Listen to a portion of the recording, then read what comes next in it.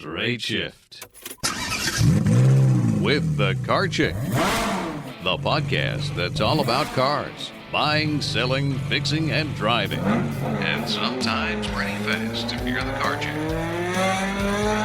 Now, here she is. Hey everyone, and welcome to the Straight Shift. We are into the third quarter of 2019. 2020 is right around the corner. I cannot believe we are through another decade. And the things that I am looking forward to the most are, of course, the final Star Wars movie coming out. I have a vacation coming up and just getting through the end of what has been a totally crazy year. But you know, the end of the year for me, like my November and December are kind of like March and April for accountants. So it gets really crazy with all the end of the year frantic car buying season. And we're starting to see, and we'll be seeing over the next, 3 or 4 months, 2020 models starting to hit lots. A few of them are already out there. And surprise, surprise, so many of these new and redesigned vehicles are SUVs. If you saw my video review of the auto show last year in Charlotte, it was all about the SUVs, and that is not going to change. And we're probably going to start seeing them stop making actual cars going forward, and it's going to be all about SUVs of every shape and size because people just like the slightly higher ride height. And we feel like we need more space, or even if we don't need more space, we want to have a little more flexibility in how we use that space. So, I have certainly seen a shift over the last few years with my clients. More and more and more of them are going to SUVs. And I think a lot of it is in self-defense because, when you're out on the road, everybody else is driving an SUV. So if you're not, you can't see squat. I drive Maggie, my little Mini Cooper, so I'm used to not being able to see things, but I just compensate by driving around everybody and getting ahead of them. Not so for everybody else. So a lot of exciting SUVs that are either brand new and coming out for 2020 or some older models that have been redesigned that I'm really excited about. Now, there are some that I'm not so excited about to the point where they're not even worth mentioning, and I'm not even going to talk about them today, but you can Google if you're interested. And then there are others where I'm kind of like, meh. I'm not super excited about it, but I'll mention it anyway because it might be a good fit for some of you out there who might be shopping this holiday season. The vehicle that I am absolutely the most excited about, I was able to swing by my local dealership on the way home this last Friday because they actually had one of their base models on the lot, and I got to see it and touch it and crawl through it. And even with the big base model, I was really thrilled with it, and that is the new 2020 Hyundai Palisade. So Hyundai is finally getting their SUV lineup sorted out, and it's about time because it's been this confusing mess for many years now. And for a while, it was pretty straightforward. The Tucson was their little SUV, and the Santa Fe was the midsize SUV, and the Veracruz was the third-row SUV, and that one really wasn't worth mentioning. You may not even remember that it existed. Thankfully, they discontinued that in 2012, but that's when the confusion began because they got rid of the Veracruz, and then they added an optional third row to the Santa Fe, which has always been a great SUV for them and sells very, very well. So that lasted for 1 year. And then in 2014, they decided to try and differentiate the 2-row model from the 3-row model. And so they called the 2-row Santa Fe the Santa Fe Sport. Now, keep in mind, there is nothing sporty about that car, not even at all. So they further redesigned the overall Santa Fe then for 2019, just last year, which was great. They added a lot of cool stuff. But then they dropped that whole Santa Fe Sport thing, and they just called the 2-row version the Santa Fe. So then they called the 3-row version the Santa Fe XL. Okay, that makes a little bit more sense. But here we are now going into 2020. The Santa Fe XL is gone. That was just like a 1-year holdover badge to get ready for discontinuing the 3-row Santa Fe altogether. You can still get the Santa Fe, but it's only 2 rows now. And finally, their 3rd row SUV is the Palisade. It is Awesome. It's a cousin to the Kia Telluride, which I got to play with on an off-road course at SEMA last year in Vegas. And you can see that video also on my YouTube channel at carchick-tv.com. That was a lot of fun. That's the one that has the camera underneath the car so that you can see the stuff you just ran over, which I think is awesome.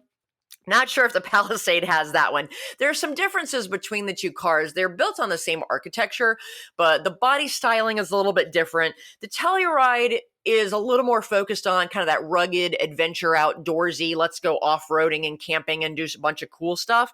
Whereas the Palisade is a little more luxury focused. It's like, you know what, we're going to stay in suburbia and just drive on normal roads and be very comfortable and very pretty doing it. And that's a great way to distinguish the two vehicles.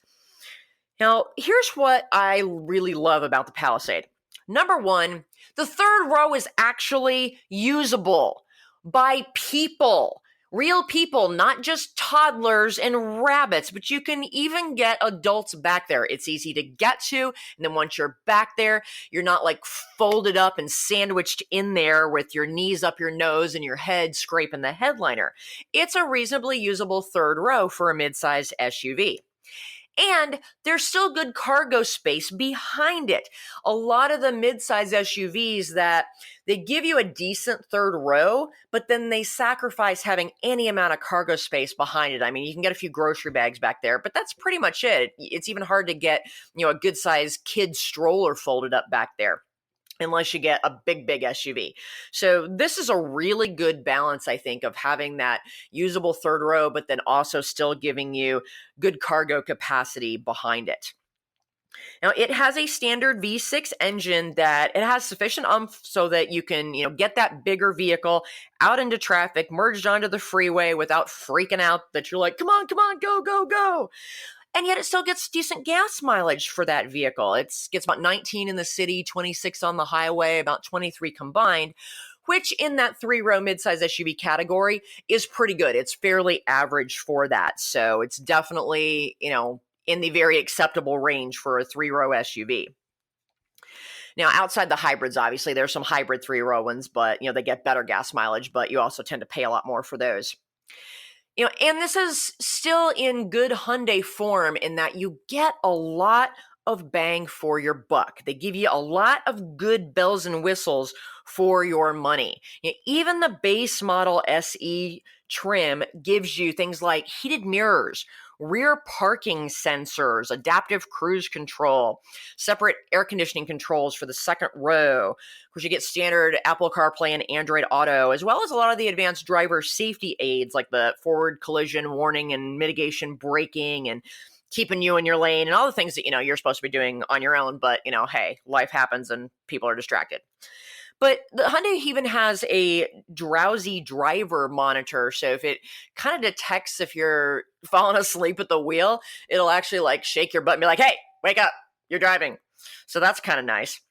And it has a rear passenger reminder so that if you have a kid in the back seat, you don't forget when you're running into the store and leave the kid in the car, to suffer in the sun. So, it's funny that we need these things, but people are just so distracted that it's just better to be safe. So to have a base model vehicle like this, have that system is really nice. And you just don't normally see that, especially outside of the luxury brands. If you go into the higher trim levels, you get things like heated and cooled first and second row seats. So, even your passengers or your kids can have warm or cool butts, which is really nice. It has a power or even hands-free lift gate, 360-degree camera, an intercom system so that you can more easily yell at the kids in the back, heads-up display. These are the bells and whistles that you typically see on Audi, or Mercedes. This is really good stuff. And to top it all off, unlike a lot of the German brands, all this stuff is really easy to use on Hyundais. That's one of my favorite things about the Hyundai brand overall and about their luxury brand Genesis is all their user interfaces are really intuitive, and it doesn't take, a degree from MIT just to change the radio station like with BMW. It doesn't have 4 million buttons and switches like Mercedes does. It makes you feel like you're in the cockpit of an airplane versus a car. It's very intuitive. Whoever did their user design, yay, kudos to you. And, on top of that, it's been pretty reliable. It's, all these systems as they've been developed, because, they're computers. So they have bugs in them. That's just what computers do. They have bugs. But Hyundai has done a really good job with their testing, and they have relatively few bugs, unlike Honda. I'm looking at you and your faulty infotainment system that has you under a class action lawsuit. So, overall, you just get so much with Hyundais in general, and specifically with this Palisade. And of course, one of the main things you get with Hyundai is that 5-year, 60,000 mile full warranty and the 10-year, 100,000 powertrain. So, that never hurts. So if there are problems with that weird technology, your butt is at least covered under warranty for longer than most of their competitors who are at, 3 or 36,000 miles. So, with the Honda Pilot, unfortunately, being off of my recommended list because of their massive infotainment system issues, among other things right now. Honda, you're disappointing me. Step your game back up. I expect to be buying a lot of the Palisades, over the next year for my clients. What don't I like about the Palisade? You can't get one right now, at least not in the higher trim levels. There's a handful of the base models on lots, and believe me, if you don't need all the extra fancy stuff and the leather and the 360 cameras and all that stuff, there are some SE models out there, but the limited models, which is what most of my clients want right now, they're not out there. There's a 3-month wait list. The dealers are charging, $4,000 over MSRP, and they're getting it. And that happens sometimes in the car business when you have a highly anticipated model. It's gotten a lot of rave reviews, by JD Powers and Consumer Reports and Motor Trend and whatnot. And so there's a lot of hype around them.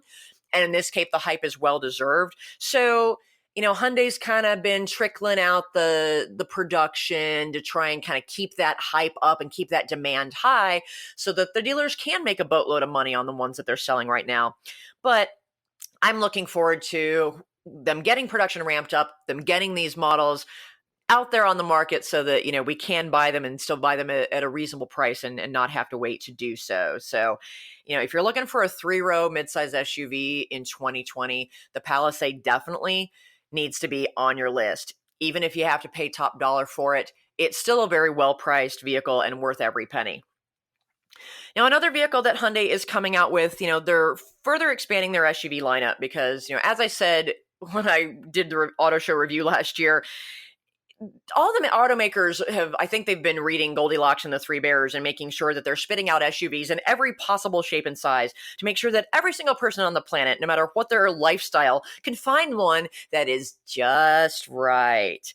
And to do that, Hyundai's coming out with the 2020 Hyundai Venue. Seriously, I think they're going to run out of things to name these vehicles, but they're still managing. But this little 2-row Venue, it's going to be smaller than even the little baby Kona, which I reviewed at the auto show last year, and that I really like and have bought many of this year for my clients. This is a class that they call subcompact SUVs. I call them actually micro SUVs because they're even smaller than the subcompact ones. It's a tiny little car, and it's for people who would normally buy, something like a Corolla, a small, economical, affordable, just basic car that gets really good gas mileage. But they want to sit up a little bit higher. They want to have a little more versatility in their cargo space and configuration. And that's why these micro SUVs, as I call them, are been starting to hit the market over the last year. So the little Venue, it's going to have just a little kind of putsy 1.6 liter 4-cylinder motor. It's, going to make 121 horsepower on a good day, but, it gets 32 miles per gallon combined. So, that's right up there with things like the Corolla. It's better than a lot of small cars. So you get the good gas mileage, you get to sit up a little bit higher.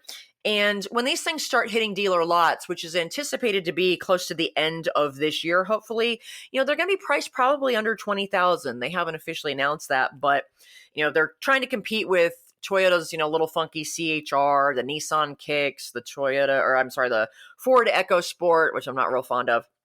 Those little micro SUVs, that's kind of the price point where they're at. And I really think the Venue is going to blow the competition out of the water, as Hyundai has been doing as they've been releasing new vehicles over the last several years.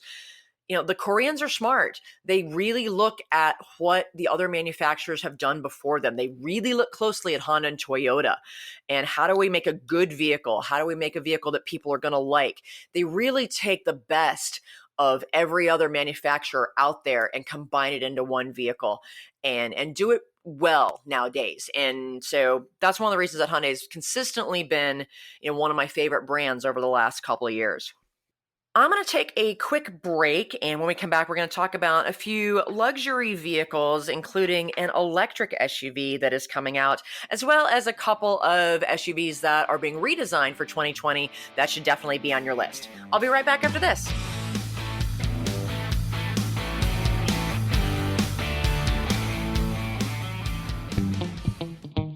Do you hate car shopping?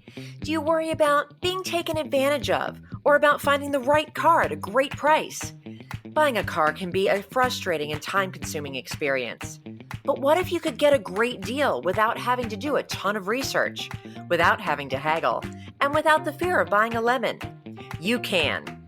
As your personal car shopper, the Car Chick will help you pick the perfect car based on your unique lifestyle, budget, and personality.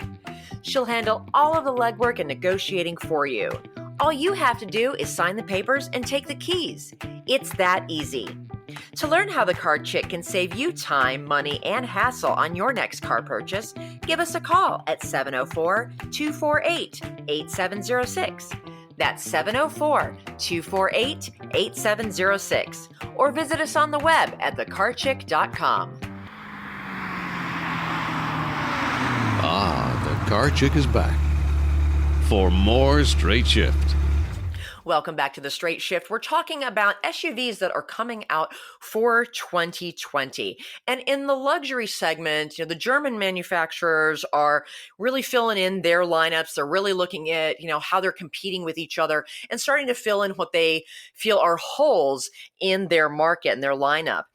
Audi, their Q5 and Q7 SUVs have been real staples and great sellers. And I'm a big fan of both of them. The Q5 is the smaller one, 2-row. It's a good, small SUV. I'm not even going to call it compact anymore because the definition of compact has just kind of changed. But, it's a good, solid, small SUV.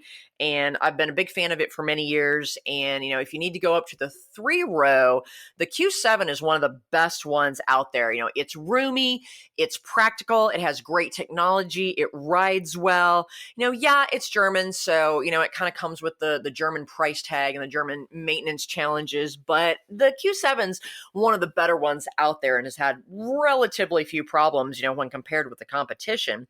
But Audi hasn't had a more kind of sporty, coupe-ish SUV in its lineup like some of its rivals. I am looking at you, Porsche Cayenne Coupe and BMW X6.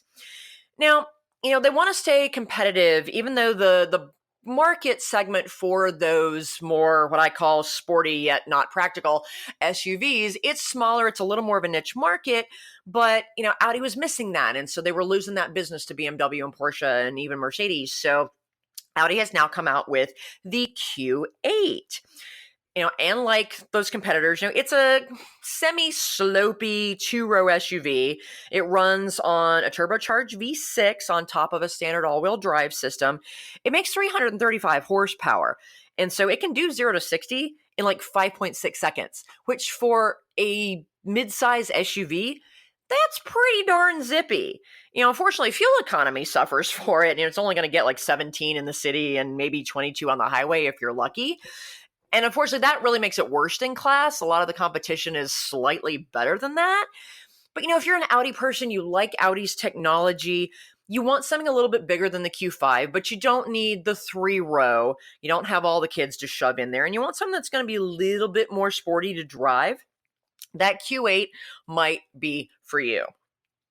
Now, on the flip side, BMW, they've always had those more sporty, SUVs. They've, got everything from the little X1, X2, X3, X4, X5, X6. They just run through all of the numbers, depending on how many doors you want, whether you want it to have a slopey roof line or a boxy roof line.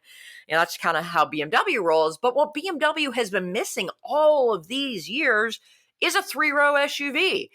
I'm not really sure why it took them so long to figure that out and to get on that, but they finally have an X7, and that actually came out as a 2019 model. They're on lots, and it is a typical BMW vehicle. It's got good power. It's got, relatively tight steering and handling for a large SUV. It's got a nice luxurious interior. It's got BMW's typically overly complicated technology and ridiculously high price tag. But hey, if you love BMWs and you have kids and you've been wanting a 3-row SUV from BMW, definitely check out the X7. Just know that it's going to cost you a lot more than the 3-row SUVs from the other German competitors. Now, one of the things that's exciting is that, the manufacturers are really starting to develop and push and get out to market their electric vehicle technology. Tesla and Elon Musk kind of threw down the gauntlet when Tesla came out, and they came out with the Model X SUV, which granted has more issues than I'm even going to try and cover. But, they really said, hey, here's our stake in the sand on what is possible with electric vehicle technology, and everybody else has been scrambling to kind of get to market with vehicles that are competitive to Tesla's cars. And Mercedes is coming out with the EQC. This is part of what's going to be a full lineup from Mercedes, what they call Mercedes Electric Intelligence. Because you can't spell the word intelligence without the letter Q for some strange reason. So that's what they're calling them. It's going to be the Mercedes EQ line. And this EQC is the first SUV in that lineup. What makes this vehicle really interesting is it doesn't just have one electric motor, it's got two because, German over-engineering. Anything worth doing is worth overdoing.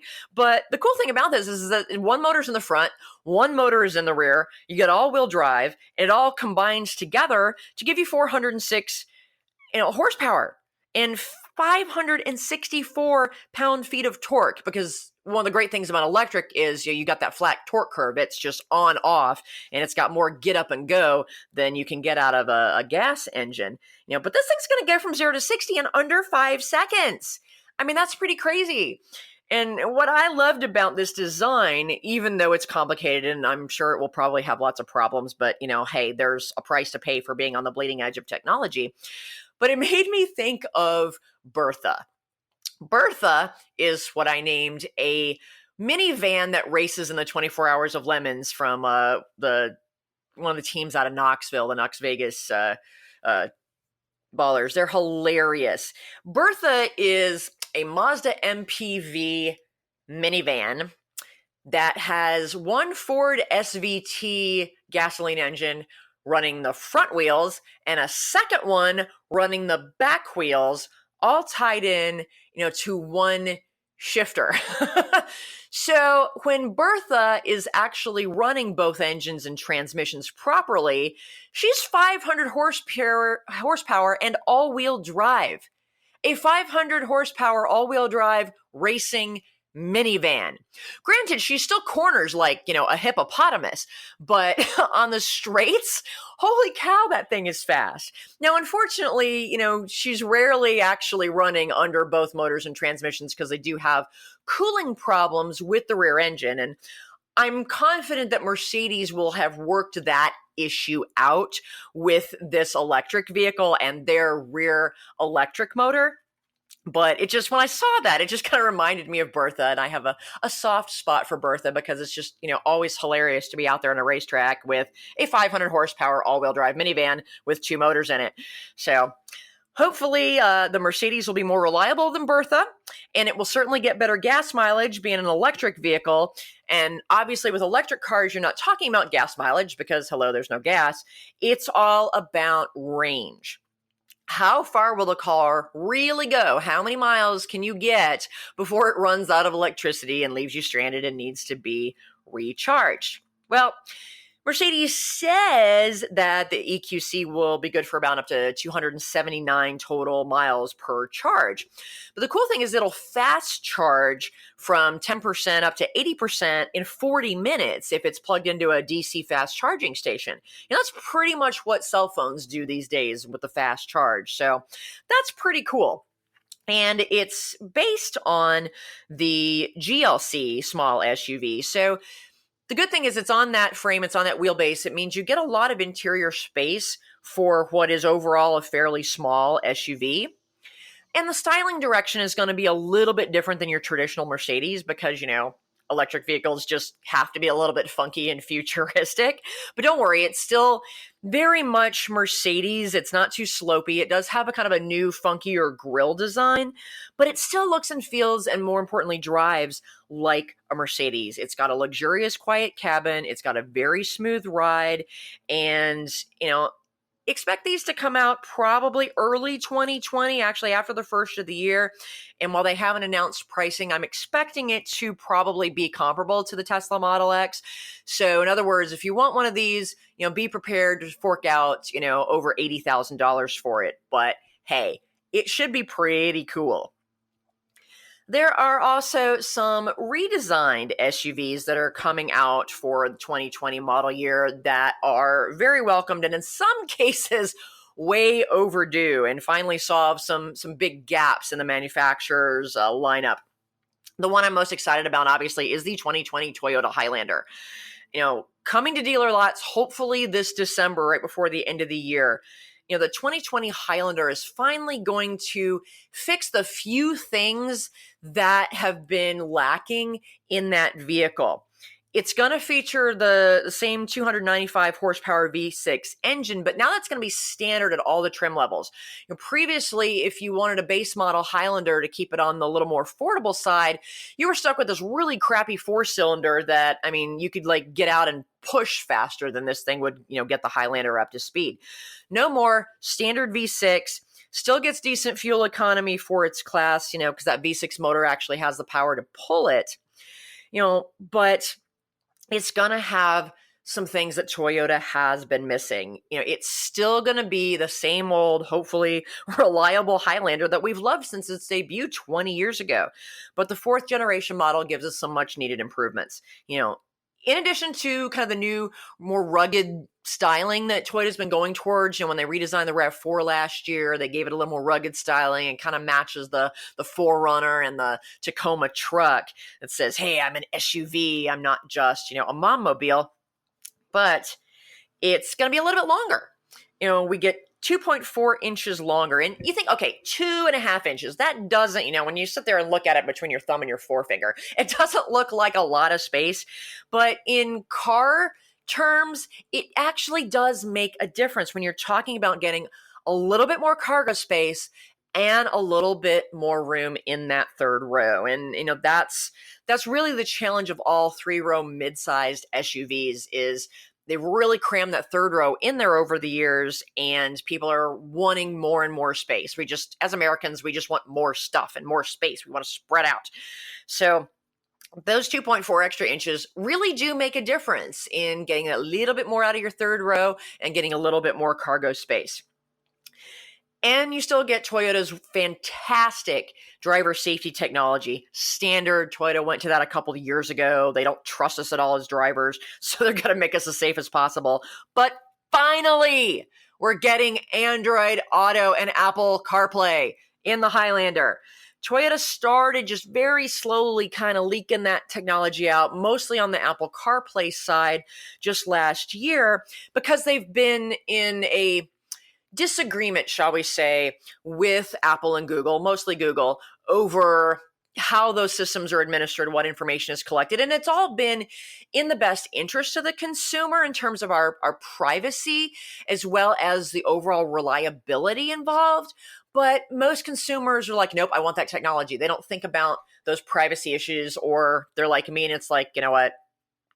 We don't have any privacy anymore. I'm over it. I would just rather have the convenience of the technology. So we're finally getting those technologies in the Highlander, and that's going to really bring it back to being competitive with the rest of the segment. I think Toyota's lost a lot of market share, and that's not based on me actually looking at their numbers, but just for me personally, the last couple of years, I have not bought nearly as many Toyotas as I used to, and it's been because my clients have been wanting that technology, the smartphone integration, and Toyota's has sucked until now. So I'm really hoping that the new interface and integrating CarPlay and Android Auto is going to bring that back up to where the rest of the market is and make them competitive again.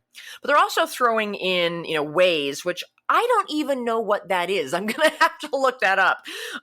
And Amazon Alexa. So all these things are going to be in your car. I don't think I really want Alexa following me into my car. She annoys me enough in my kitchen, but apparently other people like that. So Toyota's kind of going all in and putting all the technology in now. So we finally don't have to sacrifice technology and the convenience that goes with it for the reliability of Toyota. So in that vein, I expect to be buying a boatload of Highlanders over the next, year and so for my clients, especially since Honda still doesn't have their act together with their technology, and the Pilot's off my list. So also worth noting, Toyota's adding the TRD off-road trim that has been really cool and popular with the Tacoma pickup truck for so long. They're actually putting that on the RAV4 and even the big Sequoia SUV. So now you can take the entire family off-roading with you. So that's pretty cool. And finally, another vehicle that is being redesigned completely for 2020 is the Subaru Outback. Now, you might not notice that it's been redesigned at first glance because, love it or hate it, it retains the unique Outback wagonish styling. The Outback has, been like, if you took a station wagon and an SUV and they had a baby, the Outback is what you get. The Outback is kind of an niche vehicle. The people that love it because you get a boatload of cargo space. It's really practical. It's designed for you to take the kid, the dog, the tent, and get out there and enjoy the great outdoors. And of course, you still get the awesome all-wheel drive. But now you can get either the regular 4-cylinder, which I still think is a little underpowered, but instead of the V6 version, it's now a turbo 4-cylinder, which still gives you the power but better gas mileage. And they've paired both of those with a much smoother CVT transmission. So it's not going to have that slightly rough, jerky shifting that we kind of had to put up with on the Outback before. And they've taken their fantastic eyesight technology, and it's now standard on everything. So you're going to have those safety aids. And the Outback is getting the new driver focus system that Subaru debuted on the new Forester last year. That's the system that acts like your mom in the car and watches where your face is looking. And it determines if you're keeping your eyes on the road or not. And if you're not, it yells at you. So, that's their mom system that I call it. But they've also upped their game in the interior overall. They've taken a lot of the styling points that they put into the new Ascent 3-row SUV that they came out with last year, which I also still love. And the interior materials are now nicer in the Outback, especially at the top trim levels. I mean, it's getting borderline swanky even, so that you can go off-roading and camping in style. And they've got a redesigned infotainment system. It's more responsive, it's faster, it's easier to use. It's starting to remind me a lot more of Hyundai's. But you can even select whether you prefer to use the infotainment screen, touchscreen controls, or if you want to use the physical knobs and buttons that are in the car to do certain functions. So it gives you that flexibility, because a lot of times, if you're driving and you just want to turn something on or off or change something, it's a lot easier just to reach for the knob or the button that you're used to. You know where it is. You can just reach for it and touch it, and boom, one touch, and the change that you want is made, versus having to navigate through menus, because that's not safe to do while you're driving, and it's a pain in the butt. So, that's one of the things that Hyundai does extremely well. Subaru's now implementing that as well. So, this is the same good, reliable Subaru Outback that we've always had. It's just even better. And the good news is they're already on the ground. They've already started coming out. Subaru switches over production really in August, September. So the 2020 Outbacks should already be available should you want to purchase one. So I hope this has been helpful to give you an idea of just some of the SUVs that are coming out for 2020. There's more, but these are the ones that I anticipate buying a lot of, that are going to be good fits for my clients, and that I feel comfortable recommending from a quality standpoint for the most part. So, if you're in the market for an SUV or any other type of vehicle going into the end of the year, you don't want to deal with all the hassle, of the end of the year car shopping, while you're also dealing with the end of the year craziness with the holidays and everything else. Feel free to reach out to me at thecarchick.com and find out how I can take all that pain in the butt factor off of your plate and get you a great deal. Folks, Drive safely. Until next time, I'm out of here. The Straight Shift podcast is copyright LeeAnn Shattuck, the Car Chick, 2017. All views expressed by guest and or co-hosts are those of the guest and or co-hosts, and not necessarily those of LeeAnn Shattuck or the Car Chick.